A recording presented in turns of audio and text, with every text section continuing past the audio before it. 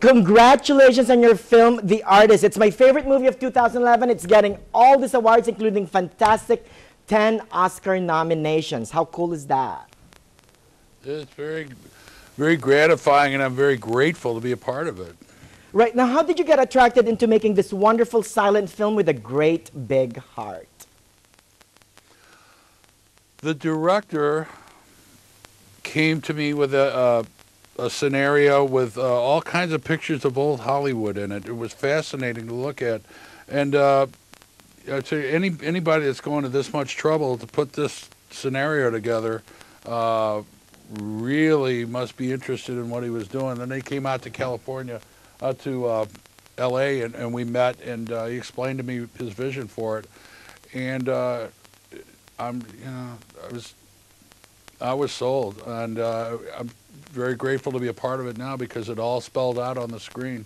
He did it all, and it was great to be part of this wonderful ensemble of actors. Yes. Now, how did you prepare for your role of the Uber producer Al Zimmer? You didn't channel Mr. Harvey Weinstein, didn't you? No, I don't know Mr. Harvey Weinstein, so I didn't have the opportunity. But I've read a number of books on these old-time producers, and these were really tough guys. A lot of them walked out of like Russia to make it here, and turned up in New York, Canada, and then fell in love with the movies, and came to Los Angeles. And started making this stuff, and it was hit and miss. They were inventing things as they went along, but it was the basic line was how to please people, how to tell a good story.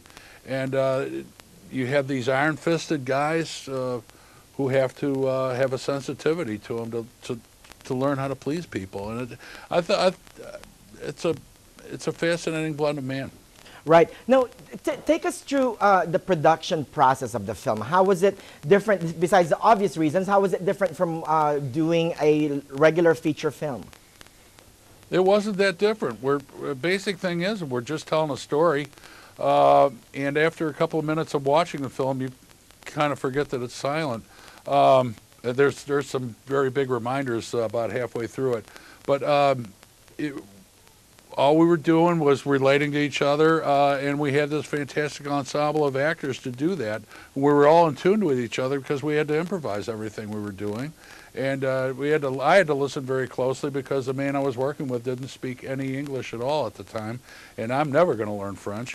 So, we were focused, and it showed because everybody knew they were doing something special, which really lent itself to a wonderful ensemble of actors.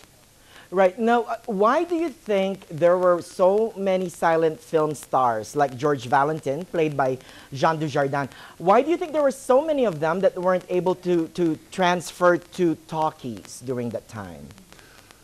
A lot of them didn't have voices that were necessary. They didn't match. Their people will look at your face and expect you to have a voice to go with it, and a lot of times the voice did not match the face.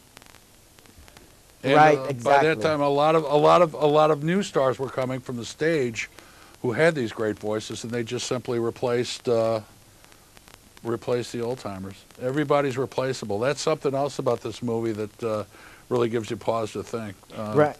You're never really safe in this business. Right. Now, Mr. John, for those folks who hadn't seen The Artist yet, what do you want to tell them? Get up their booty and watch it? You know what it is? It's a great reason to go to the movies, to go to a cinema, to watch it with other. It's a great movie to watch with other people. It's a good movie. Get some popcorn and sit down and just enjoy it. And it's better than sitting at home with a DVD. Right, and if you're a movie buff, you really have to learn the history of cinema by way of The Artist. So thank you so much again, Mr. John. Congratulations on all the Oscar nominations again of The Artist. Thank you. I'm very grateful.